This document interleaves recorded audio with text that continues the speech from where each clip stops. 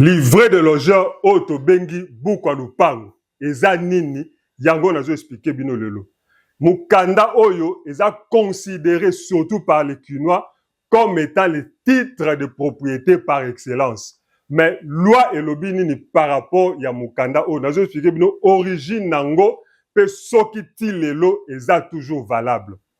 Alors, livret de logeur soko fungoli balobi awa livret de logeur constitua titre d'occupation des parcelles.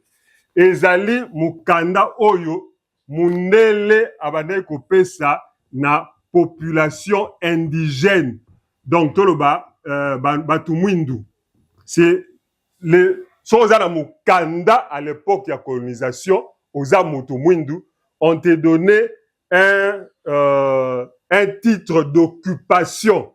Dans ce moment oyo eza bakomi ville de Kinshasa, service de la population noire. Service de la population noire. Donc, ezali mukanda o mundele abande ko pesa et pas batu mwindu comme étant nabengango titre d'occupation. Donc, ezaki un peu comme une sorte de titre de propriété. Alors, na 1974, tango loi foncière est commis, on a uniformisé les titres de propriété tokoma na certificat d'enregistrement.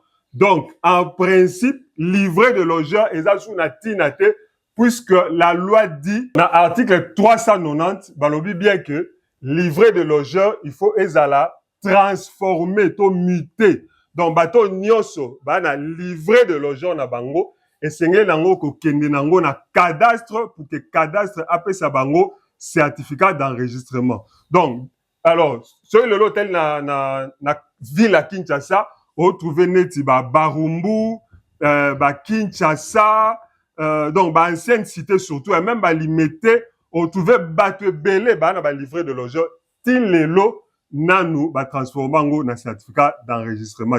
Et c'est l'objet il y a beaucoup de procès parce que au moins mutu a livret de logeur mutu na ebité so ba magouini ba sala rajout certificat d'enregistrement. Le certificat d'enregistrement a plus de valeur que le livret de logeur en principe.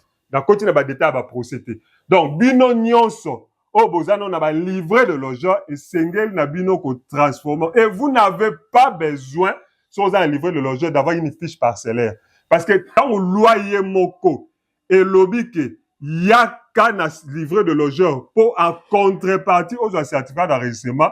La logique juridique, baso considérer donc livret de logeur comme étant aussi un titre de propriété parce que c'est une équivalence. Donc, certificat d'enregistrement, loi lobby, il y a qu'un livret de logeur n'a remplaçant, on appelle ça yo, certificat d'enregistrement. Donc, de jure, baso considérant comme étant un titre de propriété. Alors, donc, aux en a besoin de, aux en a fiche parcellaire, soit aux en a livret de logeur. Mais le plus important, c'est d'aller chez le conservateur pour qu'il a changé le yo, livret de logeur na yo a komisango certificat d'enregistrement. Bino bato Barumbu, Lingwala, Kinshasa, Kitambo. En tout cas, commune à Kalawana. Na cité souvent combo ya maman Sylvie Moussabu na Barumbu. Ce sont des agents publics de l'État. C'est que n'est pas na bango ne fût que pour un renseignement. Non, ce sont des agents publics, des fonctionnaires de l'État. Tout le monde n'est pas corrompu. Mais ma livret de logeur na yo. Ozana Barumbu, qui n'est pas maman Gisèle Moussabou.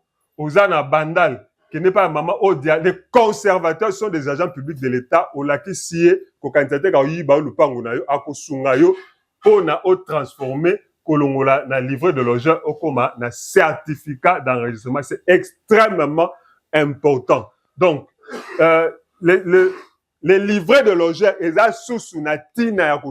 si vous détenez ça, vous détenez une pièce nullité, mais vous détenez une pièce oyo, il faut toujours en transition et single, parce que la loi n'a pas fixé les délais, mais la loi dit